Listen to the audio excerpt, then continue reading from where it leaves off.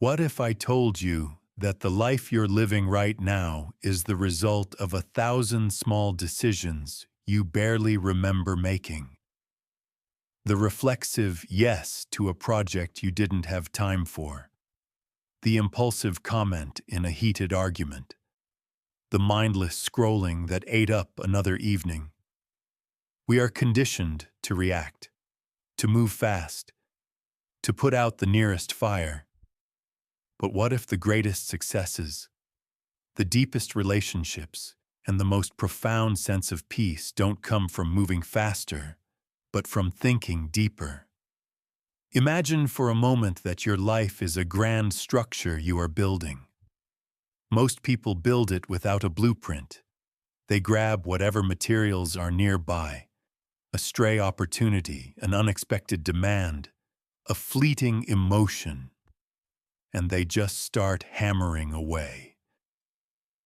The result is often a chaotic, unstable structure that feels more like a prison than a sanctuary. It's a life that happens to them, not for them. But there is another way, a way to become the master architect of your own existence. It involves a skill so powerful, it can feel like a superpower, yet so accessible that anyone can learn it. It is the art of strategic thinking. It's the ability to pause amidst the chaos, to see the entire blueprint, and to choose not the easiest move, but the smartest one. It's the difference between being a pawn in the game of life and becoming the player who sees the entire board. This is not about being cold, calculating, or manipulative. It's about being intentional. It's about trading short-term gratification for long-term fulfillment. It's about creating a life of purpose, not a life of pressure. If you've ever felt overwhelmed, stuck in a cycle of reactivity, or wished you had a clearer path forward, then you are in the right place. You have the raw materials to build a masterpiece. This audiobook is the blueprint you've been searching for. If you're ready to make a change, stick with me. And if you find value in what you hear today, don't forget to hit that like button and subscribe for more content that can help you transform your life. Now, let's begin. Chapter 1. The Strategic Mindset. The Power of the Pause. Let's begin with a fundamental truth that underpins everything we are about to explore. Your greatest power isn't your talent, your network, or your resources. Your greatest power is the brief, silent space between a trigger and your response. In that tiny gap lies your freedom. In that moment of pause lies your victory. Most of the world operates on instinct and impulse. A critical email lands in your inbox, and your fingers fly across the keyboard, firing back a defensive reply. Your partner says something that pushes a button, and a sharp retort leaps from your lips before you can stop it. A new, shiny opportunity appears, and you jump at it without considering the long-term cost. This is the reactive mind at work. It's fast, it's emotional, and it feels completely natural. It's the legacy of our survival brain, the part of us that was designed to react instantly to the rustle in the bushes.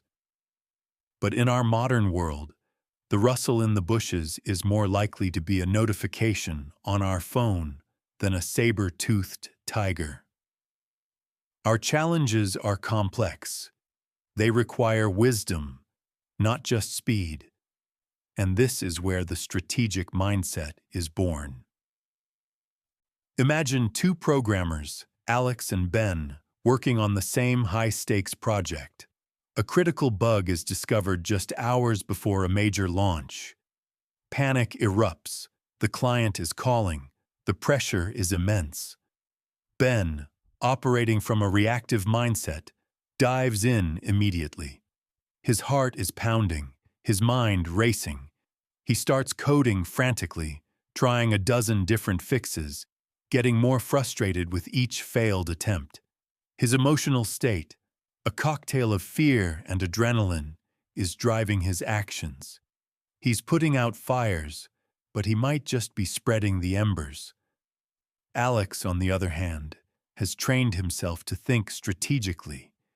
He feels the same surge of panic, the same pressure. But he does something different. He pauses. He takes one deep, deliberate breath. He pushes his chair back from his desk for just 60 seconds. In that brief moment, he isn't doing nothing. He is doing the most important thing. He is reclaiming control of his mind. He asks himself 3 simple questions. What is the actual root of the problem?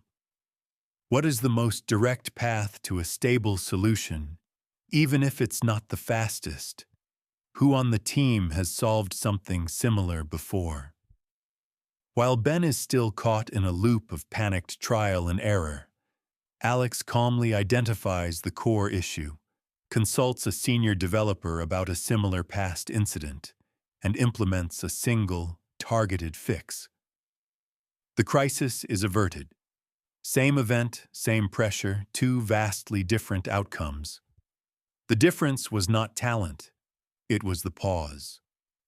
This is the essence of the strategic mindset. It's the conscious decision to replace emotional reaction with calm analysis. It is not about suppressing your emotions. Let's be clear, emotions are vital data. Fear tells you to be cautious. Anger tells you a boundary has been crossed. Joy tells you you're on the right path. A strategic thinker doesn't ignore these signals.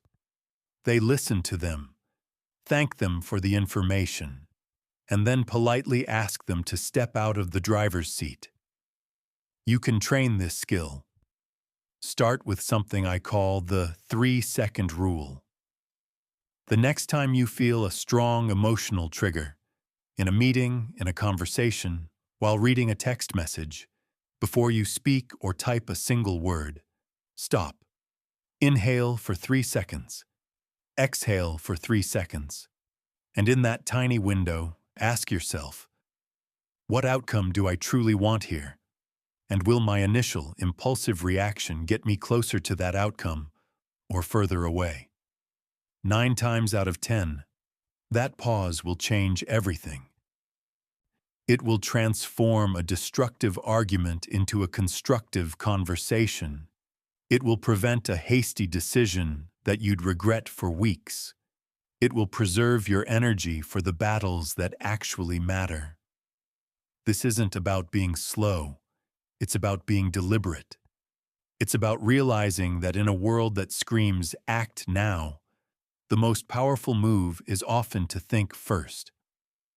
The strategic mindset is a commitment to long-term victory over short-term satisfaction. The reactive mind wants the temporary relief of venting. The strategic mind wants the permanent solution of resolving the conflict. The reactive mind wants the quick hit of a new purchase. The strategic mind wants the lasting freedom of financial stability. To cultivate this, you must begin to see your life not as a series of disconnected events, but as a campaign. Each decision is a move on the chessboard. Ask yourself, where do I want to be in 6 months? In a year? In 5 years? Now look at the decision in front of you.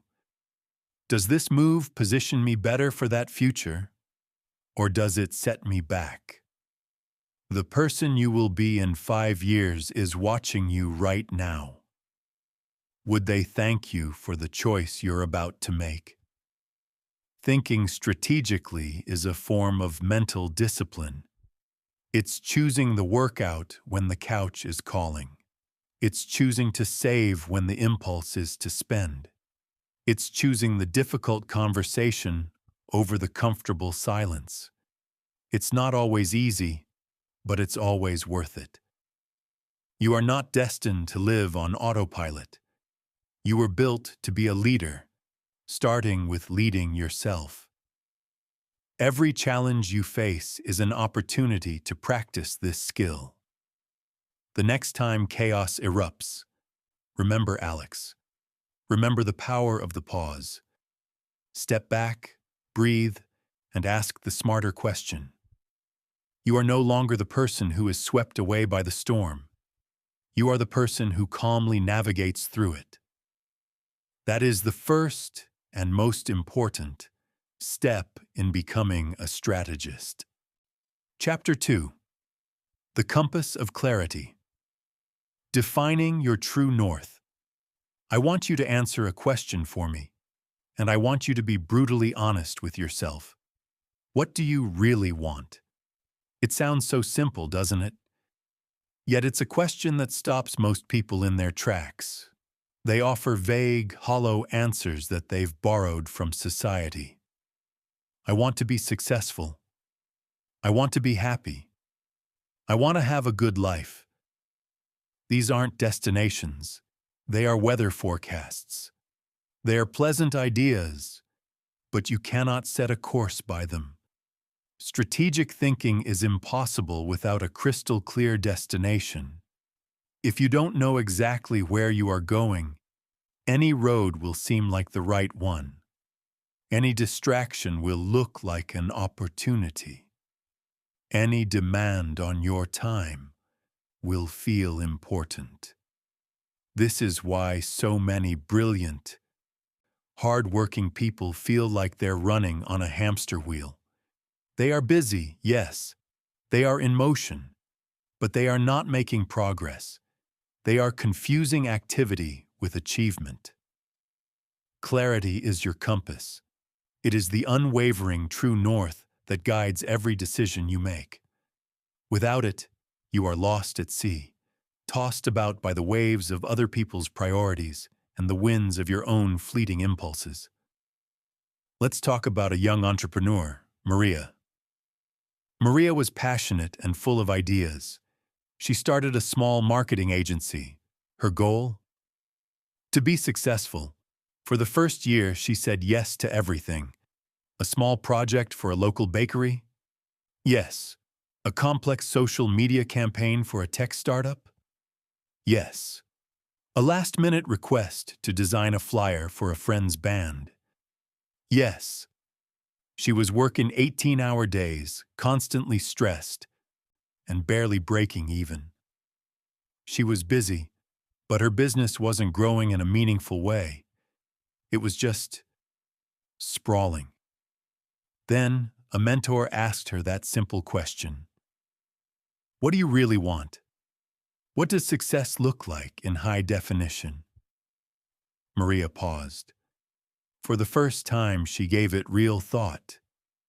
She didn't want to just be successful. She wanted to build an agency that specialized in helping sustainable and ethical brands tell their stories. She wanted to work with a small, elite team. She wanted to have their weekends free to go hiking. She wanted to earn enough to travel for 1 month every year. Suddenly, she had a compass. That clarity changed everything. The very next week, a lucrative but uninspiring project from a fast food chain came her way. The old Maria would have said yes instantly. The new strategic Maria said no. It was a difficult no, but it was an empowered one. Because by saying no to the misaligned opportunity, she created space to say yes to the right one. She started focusing her energy, targeting only the clients that fit her new, clear vision. Within 6 months, her income had doubled, her stress had halved, and she was doing work that she loved. She stopped being busy and started being effective.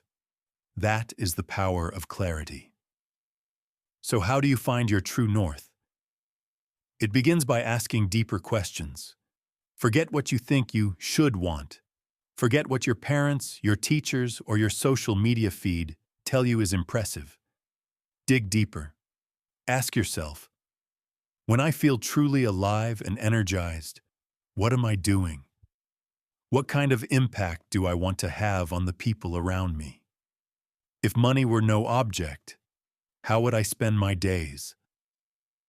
When I'm 80 years old, looking back on my life, what are the things I will regret not trying? Your answers to these questions are the clues. They are the coordinates of your true north. Don't settle for a vague answer. Sharpen it until it is a laser. Instead of, I want to be healthy, try, I want to have the energy to run a 10K race and play with my kids without getting winded. Instead of, I want a better job, try, I want a role where I can use my creativity to solve problems, work with a collaborative team, and have the flexibility to work from home 2 days a week. Once you have that crystal clear destination, the next step is to work backward. This is a technique called reverse engineering, and it is a cornerstone of strategic thinking. Don't just stare at the mountain peak. Turn around and map the path down to where you are standing right now. Let's say your goal is to be debt-free in 3 years. That's your destination. What's the step right before that? Making the final payment. What's the step before that? Having the final month's amount saved. What does that require? Consistently saving a specific amount of money every single month for 3 years. How much money? You do the math? How do you save that much? You need to either increase your income or decrease your expenses. How do you do that? You could start a side hustle, ask for a raise, negotiate your bills, or cut specific luxuries. What's the very first step you can take today? Maybe it's creating a budget. Maybe it's canceling a subscription you don't use. Do you see what happened? A daunting 3-year goal just became a single, manageable action you can take right now. The dream is no longer a fantasy in the clouds. It is a series of concrete, actionable steps laid out at your feet.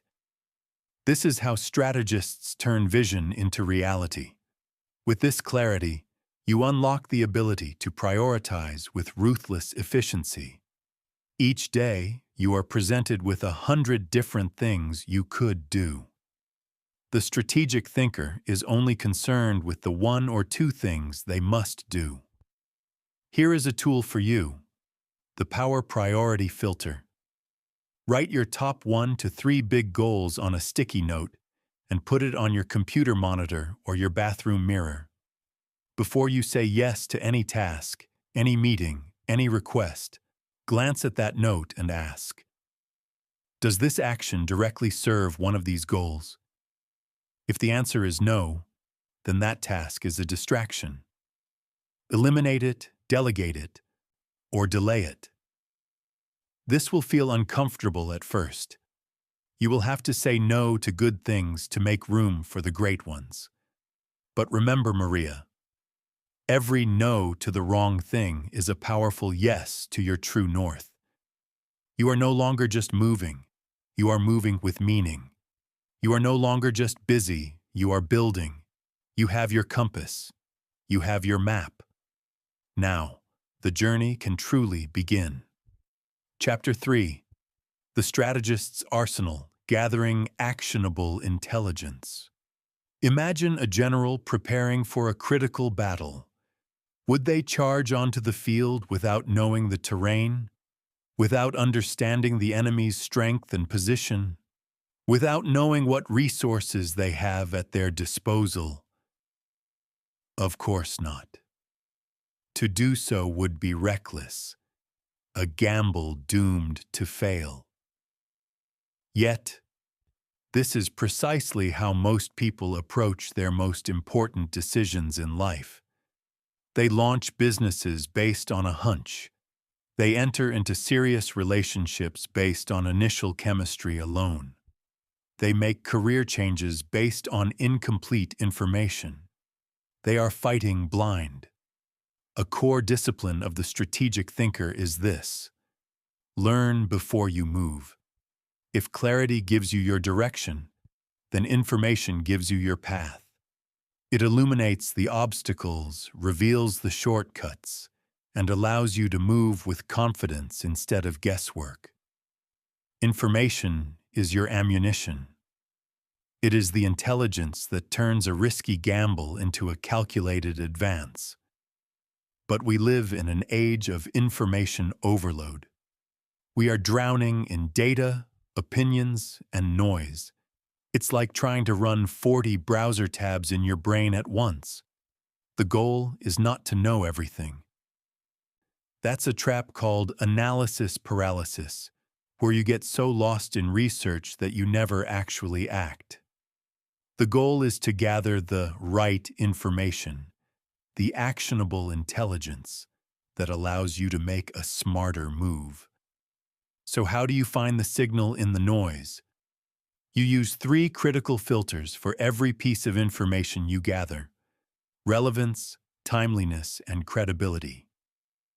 First, relevance. Ask yourself, does this piece of information directly help me make the decision I am facing right now?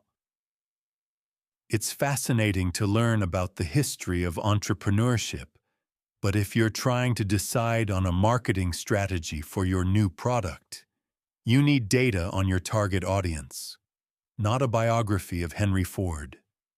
Stay ruthlessly focused on what you need to know to take the next viable step.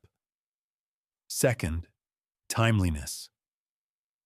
The world is changing at an exponential pace.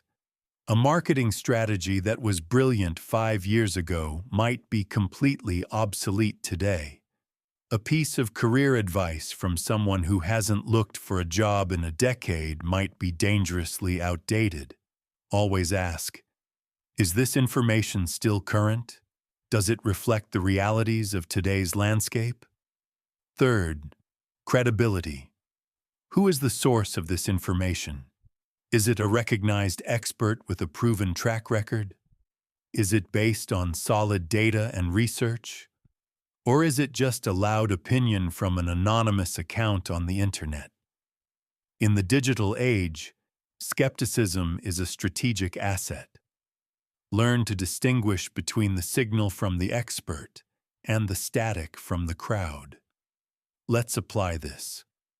Think of a young man named David who wants to invest his savings. A reactive person might hear a friend bragging about a hot stock and immediately throw their money into it. A strategic person like David uses the filters. He starts by gathering relevant information, not just hot tips, but foundational knowledge about investing principles like diversification and long-term growth. He then seeks out timely information. What are the current market trends? How is the economy performing right now? Finally, he checks for credibility. He reads books by respected financial experts like Warren Buffett or Benjamin Graham. He follows reputable financial news sources, and he maybe even consults a certified financial planner. He ignores the hype from his friend. David's research doesn't take years. It might take a few focused weekends. But because he gathers smart, filtered intelligence, he invests with a calm, confident strategy, not a panicked, hopeful bet. He is making an informed decision, not a blind gamble. But gathering information is only half the battle. The true strategist knows that data is useless until it is transformed into insight.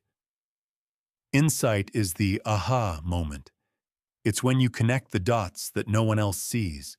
It's the pattern that emerges from the chaos. To turn information into insight, you have to ask better questions. Don't just ask what happened. Ask why did it happen? And what does this mean for me? Don't just learn what your competitors are doing. Ask, what are they not doing? Where is the gap they have left open for me? Don't just read customer reviews. Look for patterns. What is the one complaint that keeps coming up over and over? That's not a problem. That's an opportunity.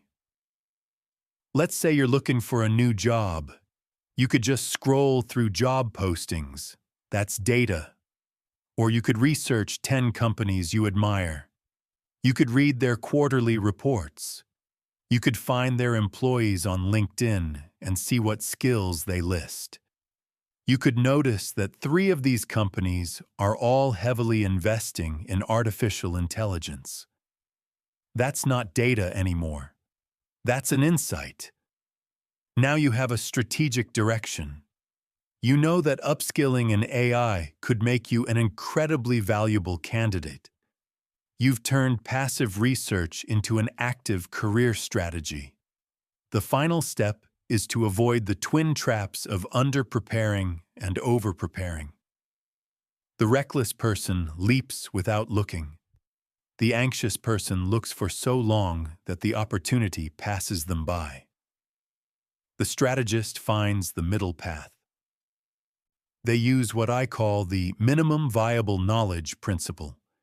Ask yourself, what is the minimum amount of information I need to make a reasonably confident next step? Gather that knowledge, synthesize it into a few key insights, and then act. You don't need a perfect, foolproof plan. You need a smart first move and a willingness to learn as you go. Think of it like driving at night. You don't need to see the entire 500-mile journey at once. You just need to see the next 200 feet of road illuminated by your headlights. Your knowledge is an asset that compounds over time. Every book you read, every podcast you listen to, every expert you talk to adds another tool to your mental toolbox. You may not need that tool today, but one day, in a high-stakes negotiation or a sudden crisis, you'll reach into that toolbox and pull out the exact piece of insight you need. That won't be luck. It will be the result of your disciplined commitment to learning before you move. In a world filled with noise, the person who can think clearly wins. Don't just move. Move with insight. Chapter 4. Seeing the whole board. Mastering the big picture. 2 people playing a game of chess. The first player, the novice, is completely fixated on their next move. Their world is a small square of the board, focused on the immediate threat or the most obvious attack. They see the pieces, but they don't see the patterns. The second player, the grandmaster, is playing an entirely different game. Their gaze is soft, taking in the entire board at once. They aren't just thinking about their next move. They're thinking 5-10 moves ahead. They see the relationships between the pieces, the subtle shifts in power, the developing threats and opportunities. They understand that the board is a living, breathing system where every single move, no matter how small, sends ripples across the entire game. In life, most people are novice players. They are stuck in tunnel vision, reacting to what's directly in front of them. The urgent email, the immediate deadline, the current problem. But the master strategist cultivates the skill of seeing the whole board. This is big picture thinking, and in a world that encourages specialization and short-term focus, it is a profound competitive advantage. At the heart of this skill is something called systems thinking. It's the ability to see how everything is connected. Instead of viewing a problem in isolation, a systems thinker sees it as a symptom of a larger, interconnected web. Let's take a common problem: chronic exhaustion. A novice thinker might say, I'm just tired. I need more coffee. They are treating the symptom. A systems thinker zooms out. They ask, why am I tired? The answer might be a lack of sleep. Okay, why am I not sleeping well? It could be stress from work. Why am I stressed at work? Because I'm taking on too much. Why am I taking on too much? Because I have trouble saying no. Why do I have trouble saying no? Because I have a deep-seated need for approval. Suddenly, the problem isn't just tiredness. The root cause is a psychological pattern. And by addressing that root cause, by learning to set boundaries and manage the need for approval, the systems thinker doesn't just solve their exhaustion. They solve a dozen other related problems in their life. They aren't just pulling a weed, they are fixing the soil. That is the power of seeing the system. When you start to think this way, you develop the incredible ability to connect the dots that others miss. You see a new technology emerging in one industry and realize how it could revolutionize a completely different one. You notice a subtle shift in consumer behavior and anticipate a major market trend before anyone else. You understand that a conflict with a coworker isn't just about the project you're debating. It's about underlying tensions in the team dynamic. You can train your brain to do this.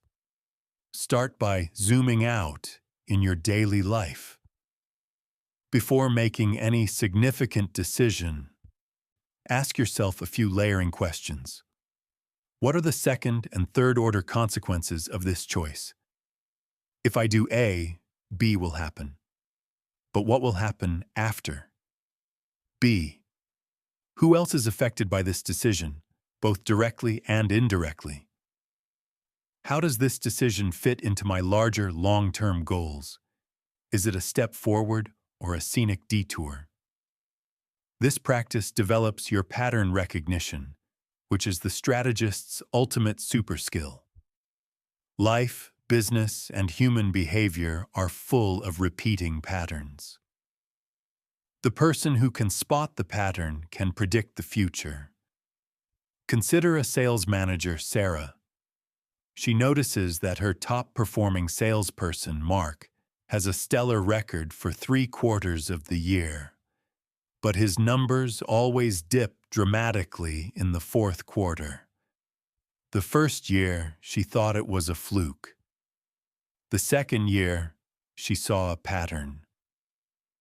A novice manager might put Mark on a performance plan, but Sarah, a systems thinker, zoomed out. She sat down with Mark and didn't talk about sales numbers. She asked about his life. She learned that Mark's wife was a teacher, and the end of the year was always a stressful, chaotic time at home with holidays and school events. His energy was simply depleted. The pattern wasn't a lack of skill, it was a lack of energy due to a predictable life cycle event. So, Sarah made a strategic move. She helped Mark front-load his work in the third quarter and set more realistic expectations for the fourth. The result? Mark's performance became consistent, his stress levels dropped, and he became even more loyal to the company. Sarah didn't just solve a sales problem, she solved a human problem. She saw the pattern beneath the performance. To truly see the board, you must also map the landscape of any given situation. This means identifying the players, the power dynamics, and your positions. Before you walk into any negotiation, important meeting, or even a difficult family conversation, take a moment to map it out. Who are the players? Who has a direct stake in this? Who are the hidden influencers, the people who aren't in the room but whose opinions matter? Where is the power? Who makes the final decision? Who controls the resources? Who holds the social or emotional influence? What are the positions? What does each person want? What are their stated goals? And what are their hidden interests? What do they stand to gain or lose? When you walk in with this mental map, you are no longer just a participant. You are a strategist. You know who to talk to, what to emphasize, and where the potential alliances and conflicts lie. You can navigate the social and political dynamics with an intelligence that others will mistake for simple charisma. Seeing the whole board is your defense against tunnel vision. It keeps you focused on the war, not just the battle. It reminds you that sometimes the wisest move is to sacrifice a pawn to save a queen. It allows you to play the long game in a world obsessed with short-term wins. When everyone else is reacting to the move that was just made, you will be calmly positioning yourself for the one that's coming 5 moves from now.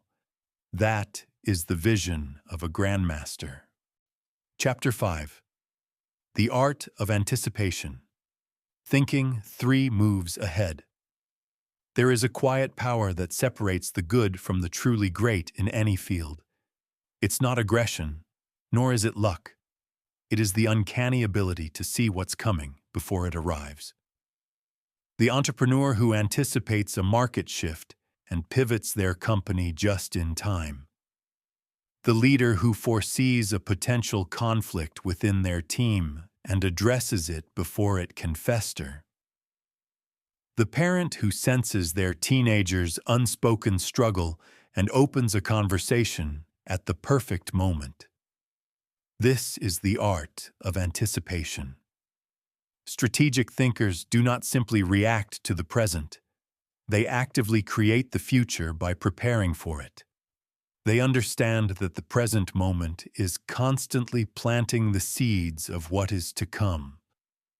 While others are looking at the ground beneath their feet, the strategist is scanning the horizon. Let's go back to our chessboard. An amateur thinks, "What's a good move for me to make right now?" A master thinks, "If I make this move, how will my opponent respond? And based on that likely response, what will my next move be? And after that?" They are playing out a chain of cause and effect in their mind. They are living in the future, even as they act in the present. This skill is not about predicting the future with a crystal ball. It's about preparing for multiple futures with a clear mind. The most powerful tool for this is scenario planning. Instead of betting on a single perfect outcome, you prepare for a range of possibilities. This practice removes fear and replaces it with readiness. Here's how you can apply it. For any major goal or decision you're facing, take a piece of paper and map out 4 potential scenarios. 1. The best-case scenario. If everything goes perfectly, better than you could even hope, what happens? How will you capitalize on that momentum? If your business launch is a runaway success, do you have a plan to scale up production? If your job interview leads to an amazing offer, have you thought about your negotiation points? Don't let success catch you unprepared. 2. The likely scenario. Based on your current information and a realistic assessment, what is the most probable outcome?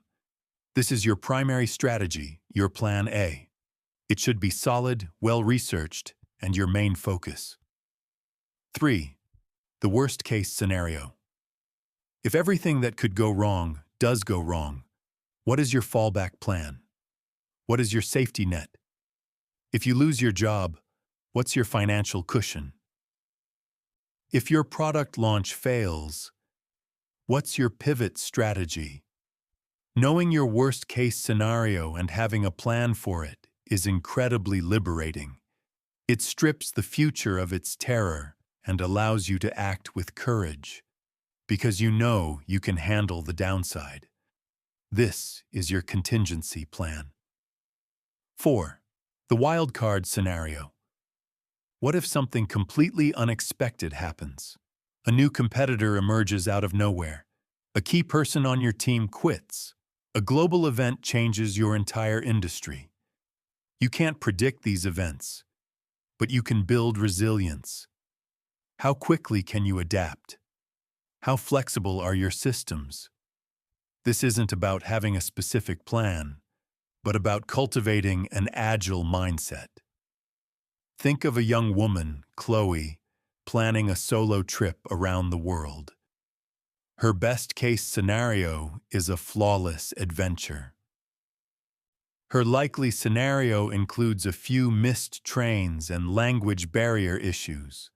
Her worst-case scenario involves losing her passport or having a medical emergency, so she buys travel insurance, makes digital copies of all her documents, and shares her itinerary with her family.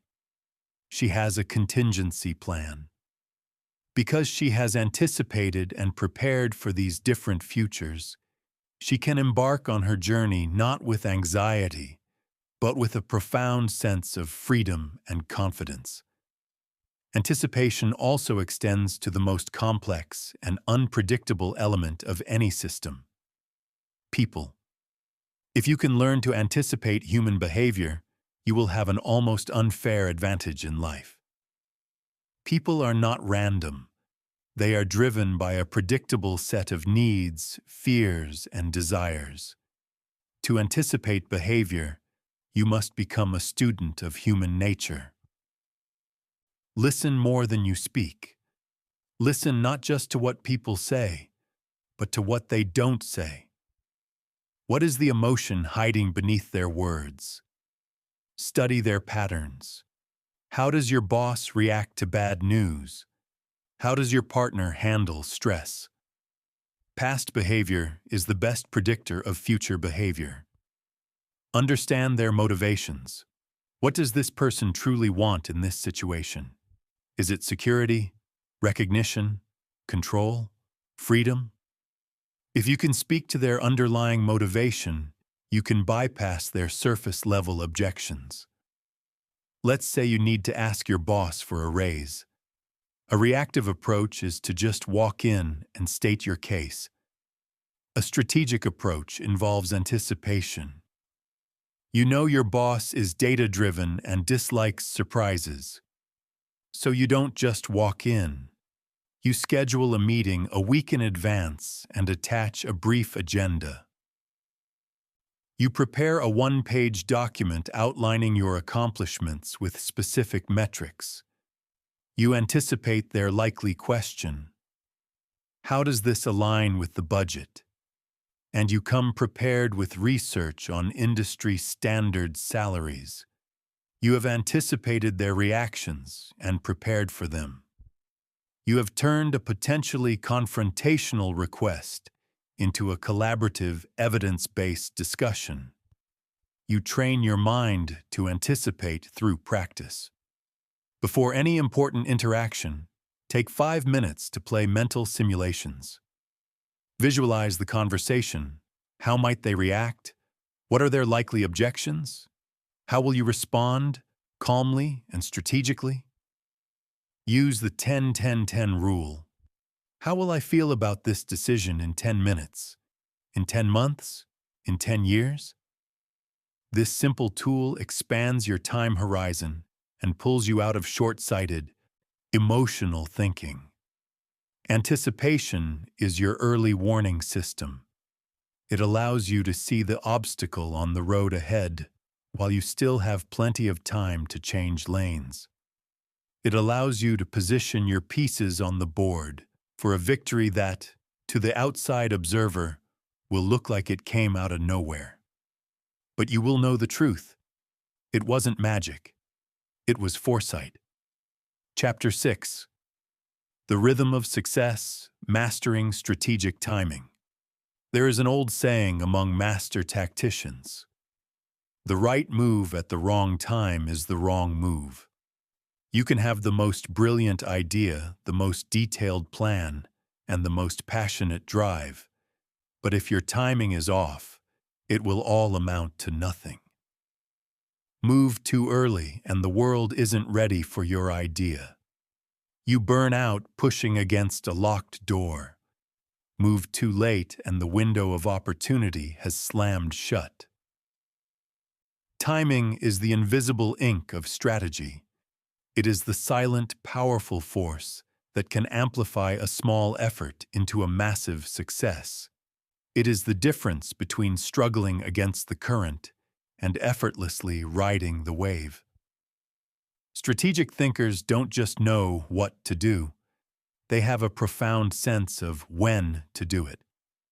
Let's begin with the most misunderstood strategic tool: patience. In our culture of instant gratification, patience is often seen as weakness or passivity. We are told to hustle, to grind, to move fast and break things. But true strategic patience is not passive at all. It is an active, watchful waiting. It's the coiled spring, gathering potential energy before it strikes. Think of a professional photographer waiting for the perfect light at sunset. They don't just sit there. They are preparing. They are adjusting their settings, framing their shot, observing the shifting clouds. They are in a state of active readiness. They know that 100 mediocre shots taken in harsh daylight are worth less than one perfect shot taken in that fleeting, magical moment. That is strategic patience. It means preparing your proposal while you wait for the key decision maker to be in a receptive mood. It means building your skills and your network long before you need to ask for a promotion. It means listening in a negotiation, gathering intelligence, and letting the other side reveal their position before you make your move. Patience is your defense against impulsiveness. Impulse feels like urgency, but it's often just emotion in disguise. Fear, excitement, ego, these feelings scream at you to act now. A strategist learns to recognize that scream, to acknowledge it, and then to calmly wait until the moment is truly right. Before any big move, ask yourself, is this move driven by a strategic opportunity or by my own internal impatience? The answer will save you from countless mistakes.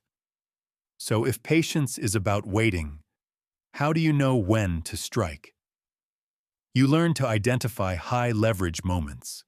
These are the pivot points, the small windows in time where a single, well-timed action can create a disproportionately massive result. Think of a young activist, Liam, who wants to raise awareness about a local environmental issue. He could shout on a street corner every day, a high-effort, low-impact activity. Or he could do what a strategist does. He researches.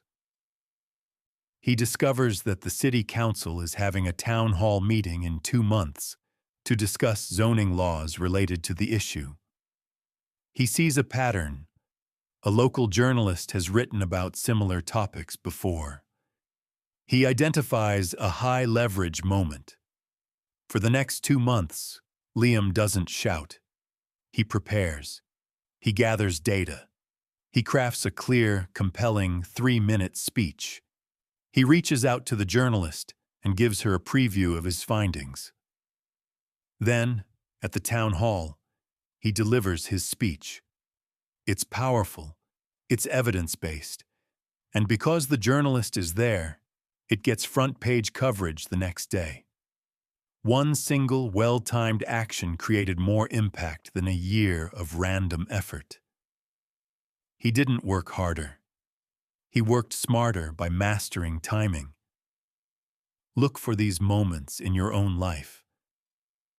Watch for peaks of tension where your action can provide a release.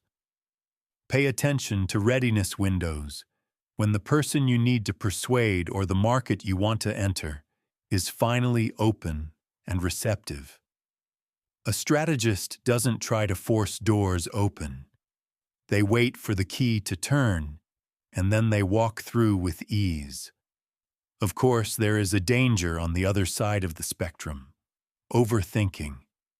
This is the trap of analysis paralysis, where you wait for the perfect moment that never comes. You analyze every possible outcome until the opportunity withers on the vine. To escape this, use the 70% rule. If you have 70% of the information you need, and you feel 70% confident in your decision, it's time to move. Waiting for 100% certainty is a fantasy. The world is too dynamic. Momentum is a form of power. It's better to be in the game and adjusting your course than to be sitting on the sidelines with a perfect plan that never gets tested. Remember, you cannot steer a parked car. Mastering timing is a dance between patience and decisiveness. It's the ability to wait calmly for months and then act with total commitment in an instant. It's a deep, intuitive sense of the rhythm of a situation. You develop this sense through observation, through reflection, and through practice. Start paying attention to the timing of things around you. Notice when a joke lands perfectly and when it falls flat. Notice when a product launch creates a frenzy and when it's met with silence. Notice the natural ebb and flow of energy in your own life. You will begin to see that life has a rhythm. And the great secret of success is learning to move in harmony with that rhythm, not against it. Time is not your enemy. It is your most powerful ally if you learn how to use it. Chapter 7. The Force Multiplier. The unseen power of leverage. Let's talk about one of the most powerful, yet most misunderstood concepts in all of strategy: leverage. The Greek mathematician Archimedes famously said, "Give me a lever long enough and a fulcrum on which to place it, and I shall move the world." This is the essence of leverage: achieving a massive output with a minimal input. It is the art of the force multiplier. It's the difference between trying to knock down a wall with your bare hands and using a wrecking ball. The effort is exponentially less, but the result is infinitely greater. Most of the world is trapped in a linear equation. 1 unit of effort equals 1 unit of result. To get more, you have to do more. Work longer hours, push harder, grind. This is the path to burnout, not breakthrough. The strategic thinker rejects this equation. They are constantly searching for the lever, the single point of intervention that can create exponential results. They are looking to work smarter, not just harder. The first step in finding your leverage is to identify your leverage points using the 80-20 rule, also known as the Pareto principle. This principle states that in many systems, roughly 80% of the results come from only 20% of the efforts. Think about your own life. Which 20% of your clients generate 80% of your revenue? Which 20% of your daily habits contribute to 80% of your happiness and well-being? Which 20% of the features in your product do 80% of your customers actually use? Your mission is to identify that vital 20% and double down on it. Conversely, you must also identify the 80% of activities that are only producing 20% of your results and have the courage to minimize, delegate, or eliminate them entirely. Let's imagine a freelance writer, Ken. Ken is working 60 hours a week and feels completely overwhelmed. He does an 80-20 analysis. He discovers that one high-paying corporate client provides 80% of his income, while 10 smaller, demanding clients make up the other 20%. He also realizes that 80% of his stress comes from those 10 small clients. The strategic move is obvious, though scary. Ken politely lets go of his high-effort, low-reward clients. His income barely dips, but his work week is cut in half. He now has the time and energy to find one more high-quality client, effectively doubling his income while still working fewer hours than before. That is the power of finding your leverage point. There are 4 primary types of leverage you can apply in your life. First, there is time leverage. Your time is your most finite resource. You cannot create more of it, but you can multiply its impact. Ask yourself, what repetitive tasks can I automate? Use tools for scheduling, email responses, or social media posting. What tasks can I delegate? You don't have to do everything yourself. Could you hire a virtual assistant, a cleaner, or a bookkeeper to free up your mental bandwidth for high-value work? Every task you eliminate or offload is a lever that gives you back hours of your life. Second is skill leverage. What is the one skill you possess that gives you the greatest return on your investment? Are you a phenomenal public speaker, a brilliant coder, an incredibly empathetic listener? Identify your core, unique talent, your zone of genius, and structure your life and work to spend as much time as possible operating from that strength. 1 hour spent in your zone of genius can be more productive than 10 hours spent on a task you're mediocre at. Third, and perhaps most powerful, is relationship leverage. No one succeeds alone. The right conversation with the right person at the right time can save you years of effort. This isn't about using people. It's about building genuine connections. Find mentors who have already walked the path you are on. A 30-minute coffee with a mentor can give you insights that would have taken you 5 years of trial and error to learn on your own. Build a network of peers who can support you, challenge you, and collaborate with you. And always, always give value before you ask for it. Be the person who connects others, who offers help freely, who shares resources. The goodwill you build is a form of leverage that will pay dividends for decades. Fourth is technology and systems leverage.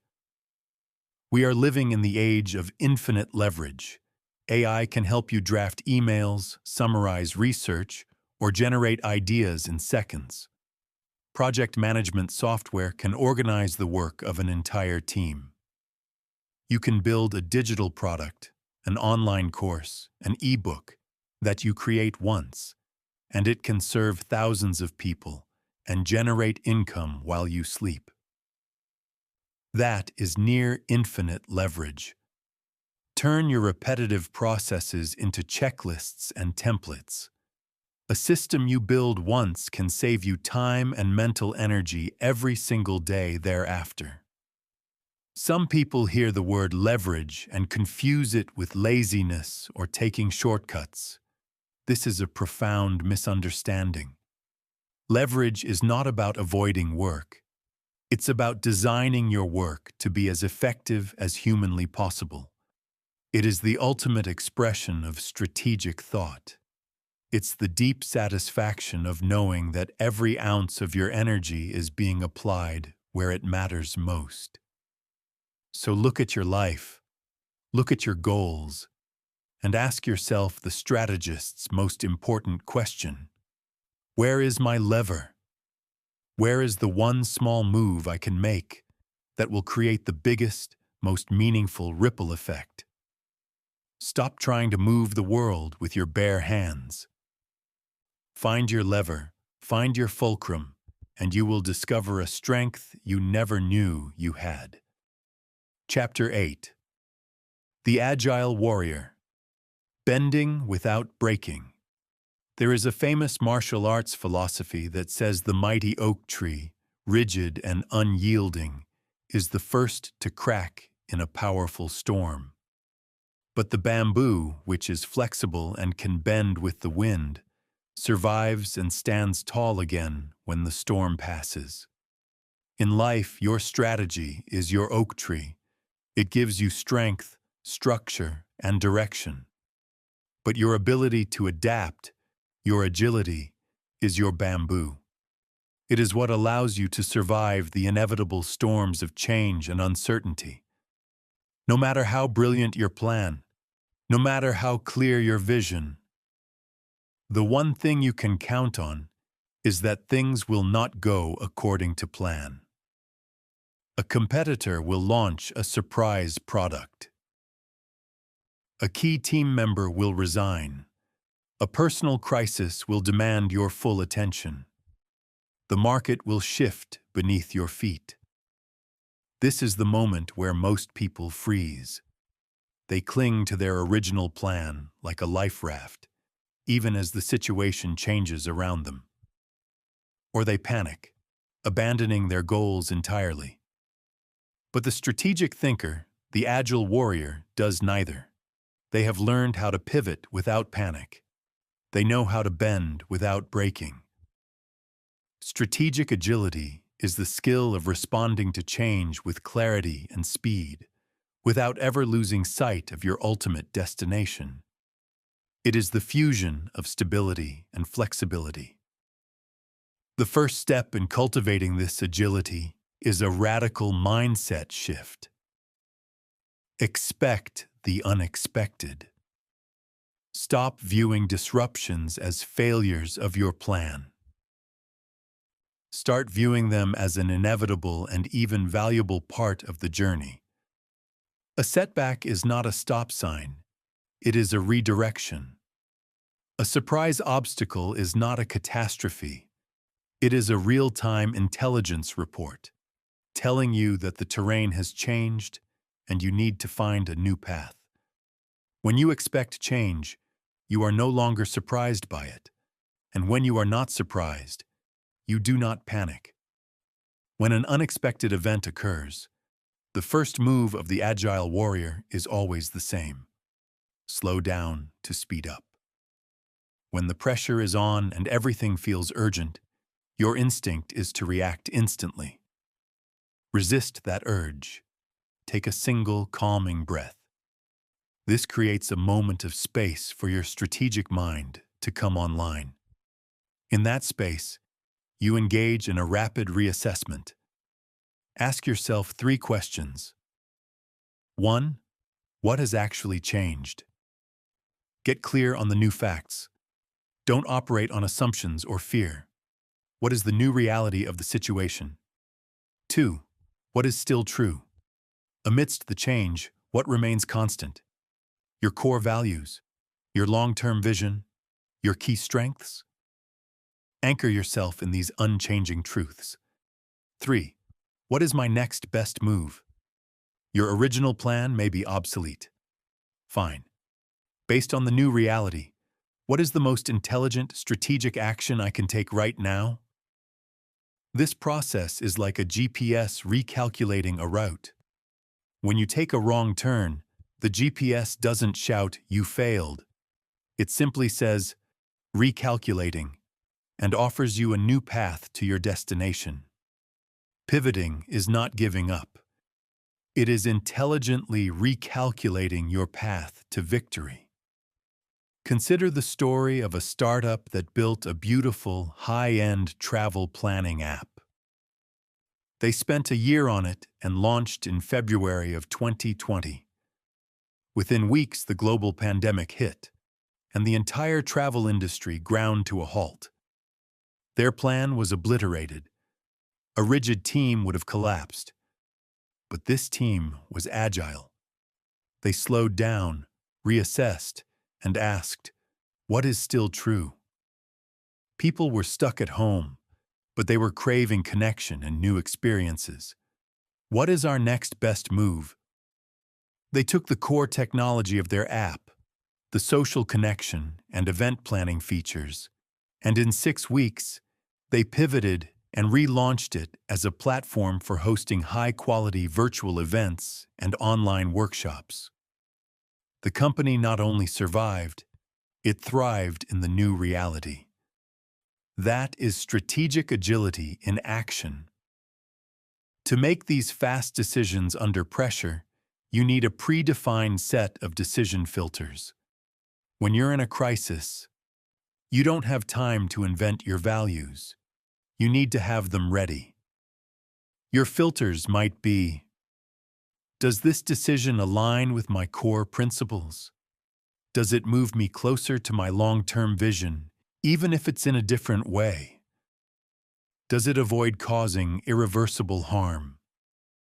These filters act as a mental checklist, allowing you to cut through the noise and make a clear, confident choice, even with incomplete information. The ultimate challenge of agility is to stay flexible in your methods while remaining fiercely committed to your mission. Hold your vision, but loosen your grip on the plan. Your why should be written in stone. Your how should be drawn in sand. This requires you to fall in love with feedback. A failed product launch isn't a failure. It's market feedback telling you what your customers don't want. A difficult conversation that goes poorly isn't a failure. It's relationship feedback telling you that your communication approach needs refinement. An agile warrior doesn't fear feedback. They feast on it. It is the fuel for intelligent adaptation. The world will always be turbulent. The storms will always come. You cannot control the wind, but you can and you must learn to adjust your sails. Rigidity leads to irrelevance. Panicked reactivity leads to chaos. But the calm, flexible strength of the agile warrior, that leads to victory. You will bend, you will adapt, you will pivot, but you will never break. Chapter 9. The Psychology of Strategy. Lead in with influence. In every strategic endeavor, from the boardroom to the living room, there is a hidden layer of the game being played. It is not a game of resources, data, or plans. It is the game of the mind. It is the subtle, powerful dance of psychology, persuasion, and influence. To ignore this layer is to leave your greatest strategic weapon on the table. True master strategists understand that you cannot achieve any significant goal alone. You need to inspire your team, persuade a client, negotiate with a partner, or align your family. Brute force, authority, and logical arguments can only take you so far. Lasting power, the kind that moves hearts and changes minds, comes from understanding what truly drives people. This isn't about manipulation. Manipulation is forcing someone to do something that is not in their own best interest. That is a short-term, trust-destroying tactic. We are talking about influence. Influence is the art of ethically guiding others to a mutually beneficial outcome. It is leadership in its purest form. To become a master of influence, you must first become a dedicated student of human nature. And the first lesson is this: people are not logical creatures. We are emotional creatures who use logic to justify our feelings. Decisions are made in the heart, and then rationalized by the mind. If your strategy only appeals to logic, you've already lost half the battle. All human beings are driven by a core set of psychological needs. While there are many models, 3 of the most powerful are the need for autonomy, the desire to feel in control. The need for competence, the desire to feel capable and effective, and the need for belonging, the desire to feel connected and accepted. When you can frame your ideas in a way that satisfies these deep, unspoken needs, your influence becomes almost magnetic. For example, when leading a team, instead of just assigning tasks, which can threaten autonomy, frame the project's goal and ask them, "How do you think we can best achieve this?" This respects their competence and gives them a sense of control over their own work. Instead of criticizing a mistake, which threatens competence, you can say, "That was a good attempt. What did we learn from that approach that will make us even better next time?" The single most powerful tool of influence is storytelling. Facts and figures are cold and forgettable. Stories are warm and sticky. A story can transport a listener into another person's shoes, creating empathy and bypassing intellectual resistance. When Steve Jobs introduced the iPod, he didn't lead with gigabytes and processing speeds. He told a simple, powerful story. 1,000 songs in your pocket. That story changed the world. When you need to persuade someone, don't just present your data. Weave it into a narrative. Tell a story about a customer whose problem was solved. Tell a story about the future you are trying to build together. A story turns a dry proposal into a shared journey. Effective communication is the delivery vehicle for influence. And the most overlooked component of communication is listening. Strategic listening is not just waiting for your turn to talk. It is a deep, active quest for understanding. Before you try to persuade someone, you must first understand their world. What are their fears? What are their hopes? What are their hidden objections? When you listen with true empathy, people feel seen and respected. And only when people feel understood are they open to being influenced. Once you understand them, you must speak their language. Frame your proposal in terms of their values, not yours. If you're talking to a CFO, frame your project in terms of ROI and risk mitigation. If you're talking to an engineer, frame it in terms of efficiency and elegant design.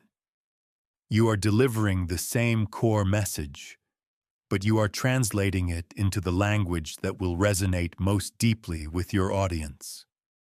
Remember the principle of reciprocity. Human beings are hardwired to want to repay debts and favors. This is why giving value first is such a potent strategy. Offer help, share a valuable resource, give a genuine compliment, or provide a useful introduction with no expectation of immediate return. This builds a bank of goodwill.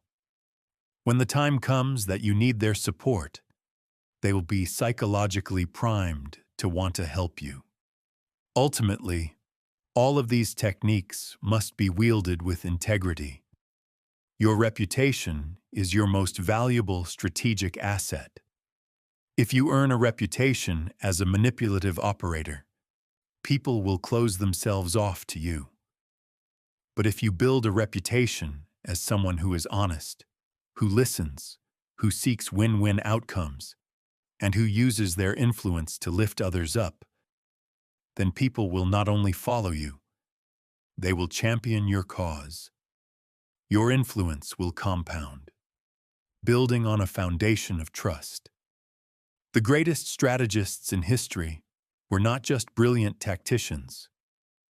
They were masters of human psychology. They knew that the most important battles are not fought on a field, but in the minds and hearts of people. Master this invisible art, and you will not only achieve your goals, you will build a legacy. Chapter 10. The Final Mile. Turning Strategy into Victory. We have come a long way on this journey. You've learned to cultivate a strategic mindset, to find the compass of clarity, to gather intelligence, and to see the whole board. You've explored the arts of anticipation, timing, leverage, agility, and influence. You now possess a complete toolkit for outsmarting any challenge life can throw at you. But there is one final crucial piece of the puzzle. It is the bridge between the brilliant world of ideas and the messy reality of results. It is the engine that turns potential into power. It is execution. A strategy, no matter how perfect, is nothing more than a beautiful dream until it is acted upon. The world is filled with brilliant strategists who never win because they are stuck in the realm of planning. The difference between a dreamer and a doer, between a theorist and a victor, comes down to one thing: disciplined, consistent execution. This is where many people stumble. They have the vision, but they get overwhelmed by the sheer scale of it. The key to execution is to forget the mountain and focus on the next single step. You must break your grand strategy down into small, concrete, and non-intimidating actions. Your goal isn't build a successful online business.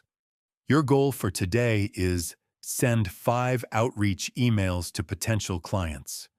Your goal isn't write a book. Your goal for this morning is write 500 words. The momentum you build from completing these small daily actions is the fuel that will carry you all the way to the summit. Each small win builds confidence. Each step makes the next one easier. To ensure these actions happen, you must create systems of accountability. A goal without a deadline is just a wish. Assign deadlines to your key tasks. Share your goals with a trusted mentor or a peer group. The simple act of saying your goal out loud to another person increases your chances of achieving it dramatically. Use tools, a calendar, a project management app, a simple to-do list to track your progress. Don't rely on willpower alone. Willpower is a finite resource. A good system runs on its own. A cornerstone of world-class execution is the creation of strategic habits. Success is not the result of a few heroic all-night efforts. It is the product of small, smart habits repeated daily over time. Identify the keystone habits that support your strategy. Is it a morning routine that primes your mind for focus? Is it a weekly review where you plan the upcoming week? Is it an end-of-day ritual where you reflect on your wins and lessons? These habits automate excellence. They ensure that you are making progress on your most important goals, even on the days you don't feel motivated. You don't have to think about it. It's just what you do. Execution is not a linear path. You will face setbacks. You will make mistakes. This is not a sign of failure. It is a sign that you are in the arena. The crucial final element of execution is the feedback loop. Act, measure, refine. After you take action, you must measure the results. What worked? What didn't? What were the unintended consequences? Be brutally honest with yourself. Then, use that data to refine your approach. This is the process of learning in real time. Perhaps your marketing message isn't resonating. Tweak it. Perhaps your productivity system isn't working. Adjust it. This is why it is so important to celebrate your wins and learn from your losses. When you hit a milestone, acknowledge it. Reward yourself. This reinforces the positive behavior and refuels your motivation. When you suffer a setback, Don't beat yourself up. Instead, ask the strategist's question. What is this trying to teach me? Every mistake is a masterclass in what not to do. Every failure contains the seed of your next success, if you have the wisdom to look for it. Your journey to becoming a master strategist is now complete, but it is also just beginning. This is not a book to be finished, but a set of principles to be lived. Strategic thinking is not a coat you put on for special occasions. It is the very way you move through the world. It becomes the lens through which you see every challenge, every opportunity, and every interaction. You now have the blueprint. You have the tools. You have the mindset.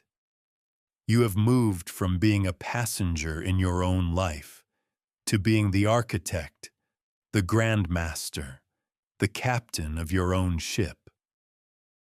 Conclusion. Your unstoppable edge.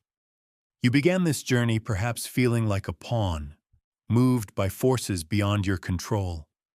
You learned to pause, to see the board, to plan your moves, and to execute with power and grace. You now understand that strategy is not a tool for corporate raiders or military generals. It is the essential life skill for anyone who wants to live with purpose, resilience, and intent. The world will continue to be a chaotic and unpredictable place. The storms will come, but you will no longer be the person who is tossed by the waves. You are now the sailor who knows how to read the winds, adjust the sails, and navigate confidently toward your chosen shore. Challenges are no longer threats. They are simply puzzles waiting to be solved. Remember this: every expert was once a beginner. The path to mastery is paved with consistent practice. Make these principles your own. In every decision, ask, what is the strategic move? In every setback, ask, what is the lesson? With every success, ask, how can I leverage this? You hold within you the power to outsmart any challenge, overcome any obstacle, and design a life that is a true reflection of your deepest potential.